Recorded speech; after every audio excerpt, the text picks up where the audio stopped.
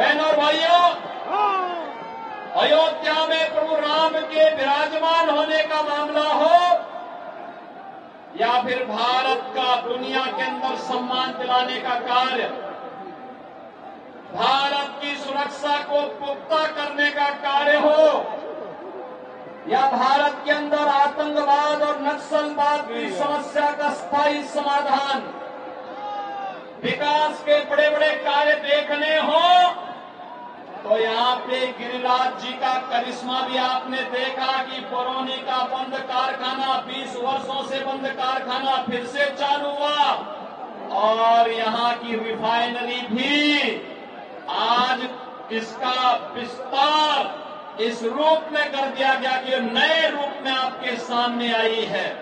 बहनों और भाइयों, रेलवे का हो, हाईवे का हो या फिर हर घर नल की योजना जैसी योजनाओं के माध्यम से गरीब कल्याणकारी योजनाओं के रूप में आज भारतीय जनता पार्टी और एनडीए की सरकार मोदी जी के नेतृत्व में एक नए भारत का दर्शन करा रही है।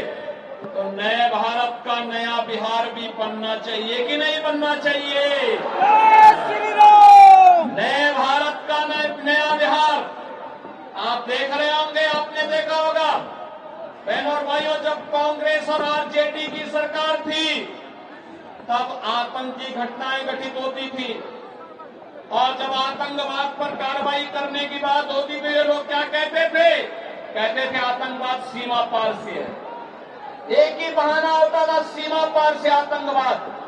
बहनों और भाइयों, आज सीमा पार से आतंकवाद नहीं, आज तो कोई जोर से पटाखा भी फट जाए ना तो पाकिस्तान सबसे पहले सफाई देता कि मेरा हाथ नहीं है।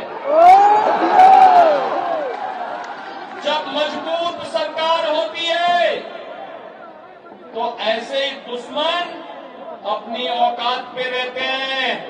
जब मजबूर सरकार होती है तो आतंकवाद सिर चढ़ करके बोलता है। आज मोदी जी के नेतृत्व में एक मजबूत सरकार है। उस सरकार ने सुरक्षा भी दिया है, सम्मान भी दिया है, विकास भी कराया है, गरीब कल्याणकारी योजनाओं का लाभ भी दिलाया है और आपकी आस्था को भी सम्मान दिलाया है। अयोध्या में प्रभु रामलला फिर से विराजमान हो गए हैं। काशी में आप जाएंगे तो काशी में काशी विश्वनाथ धाम का दर्शन आपको फिर नए रूप में देखने को मिलता है। मां गंगा की अविरलता और निर्मलता के लिए भी कार्य हुआ है। तो जदयू और बीजेपी की सरकार बिहार के अंदर बाढ़ की समस्या का स्थायी समाधान के लिए भी निरंतर कार्य कर रही है। बहनों और भाइयों, भारतीय जनता पार्टी आज अपने सहयोगी दल जदयू, लोजपा और अपने अन्य सहयोगी दलों के साथ मिलकर के इस चुनाव में इसलिए आई है कि मोदी जी के नेतृत्व में 10 वर्ष में हमने एक आधार तैयार किया है विकसित भारत का। विकसित भारत की संकल्पना को साकार करने के लिए एक बार फिर से मोदी जी को देश की कमान सौंपने की आवश्यकता है। अब तक 3 चरणों के चुनाव हुए हैं और देश का सबसे बड़ा राज्य उत्तर प्रदेश है, 80 लोकसभा सीट है और हमने तो तय किया उत्तर प्रदेश वासियों ने कि 80 की 80 लोकसभा सीट पर कमल खिलाएंगे, मोदी जी को 80 की 80 मोदी जी के गले में पहनाएंगे। और मैं अब तक कह सकता हूं कि कई राज्यों में मुझे जाने का अवसर प्राप्त हुआ। एक ही स्वर गूंज रहा है और वह है फिर एक बार, फिर एक बार, अब की बार, अब की बार 400 पार। तो 400 पार के साथ साथ लोग एक और बात कहते हैं कि 400 पार इसलिए क्योंकि जो राम को लाए हैं, राम को लाए हैं और ये चुनाव तो बहनों और भाइयों बहुत स्पष्ट हो चुका है। राम भक्तों और राम द्रोहियों के बीच में चुनाव जा चुका है। जो राम भक्त हैं आत्मनिर्भर और विकसित भारत की संकल्पना के लिए कार्य कर रहे हैं, सबका साथ और सबके विकास के लिए कार्य कर रहे हैं। जो रामद्रोही हैं उनका पाकिस्तान प्रेम जग रहा है, आप देख रहे होंगे, उनका पाकिस्तान प्रेम जग रहा है। राम भक्तों पर गोली चलाते हैं और बहन और भाइयों किसी माफिया के मरने पर मातम मनाते हैं। ये लोग राम भक्तों पर गोली चलाने वाले लोग रामद्रोही क्या सत्ता में जाएंगे क्या?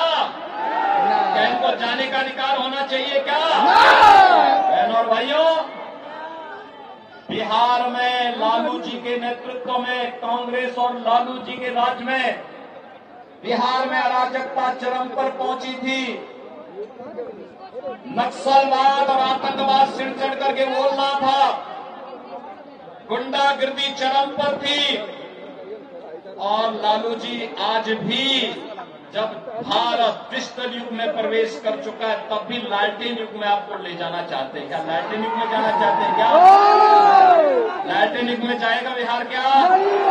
अब तो डिजिटल युग में जाना है और हम उस डिजिटल युग में प्रवेश कर चुके हैं। इसलिए नए भारत का नया बिहार बनाना है और आत्मनिर्भर और विकसित भारत की संकल्पना को साकार करना है। और इसी के लिए आज मैं आपके पास बेगूसराय की इस पावन धरा पर आया हूं। महान साहित्यकार रामधारी सिंह दिनकर की पावन धरा है। मां गंगा का आशीर्वाद भी है और साहित्य की देवी, ज्ञान के अधिष्ठात्री देवी मां सरस्वती जिनके स्वर में गूंजती थी, ऐसे महान कवि की इस पावन धरा को कोटि कोटि नमन भी कर लो और आपका आह्वान भी कर लो। देखो, आपके द्वारा चुना गया प्रतिनिधि, आपका सांसद विकास भी कराया और बिना रुके, बिना डिगे, बिना थके, बिना झुके विकास भी कराया और मूल्य और आदर्शों के साथ आपके लिए लड़ता भी रहा, हर मंच पर लड़ता रहा, कार्य करता रहा। ऐसे प्रतिनिधि बार बार चुने जाने चाहिए। चुने जाने चाहिए कि नहीं चुने जाने चाहिए? चुने जाएंगे ना? बहनों और भाइयों, चुनाव के दौरान जनप्रतिनिधि से ये उम्मीद करना कि घर घर जाए, संसदीय क्षेत्र बहुत बड़ा होता है, बहुत कठिन होता है, क्योंकि वे प्रदेश के, देश के बड़े नेता हैं, कई जगह उनको जाना होता है।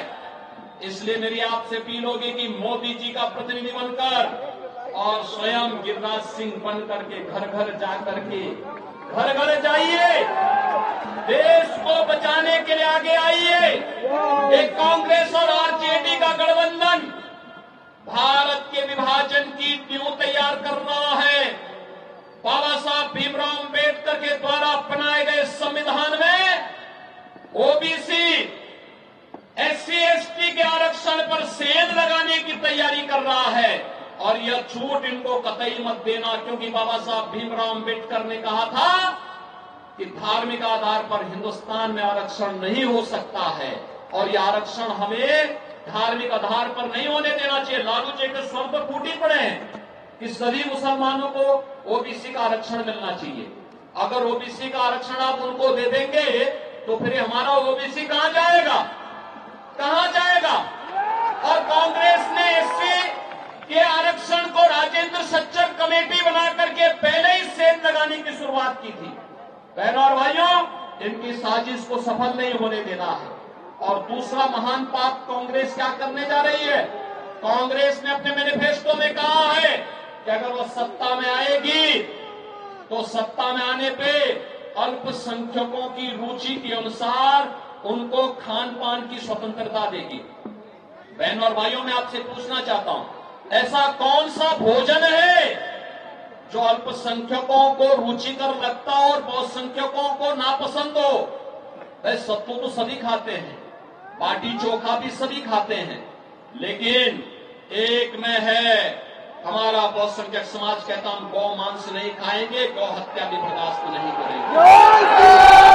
इसको स्वीकार करेंगे क्या कांग्रेस की मंशा को? क्या आरजेडी की मंशा स्वीकार होगी? बहनों और भाइयों, नहीं होगी। तो इस पाप के लिए इनको माफ भी मत करना, इनको माफ भी नहीं करना। जो लोग रामद्रोही है, जो बाबा साहब भीमराव अंबेडकर के द्वारा बनाए गए संविधान को धार्मिक आधार पर बांटना चाहते हैं, जिन लोगों ने आपको विकास से वंचित किया, जो लोग बिहार में अराजकता के कारण थे, ये चुनाव उनकी जमानत को जब्त करने का एक माध्यम बनना चाहिए। सहमत है? सहमत है?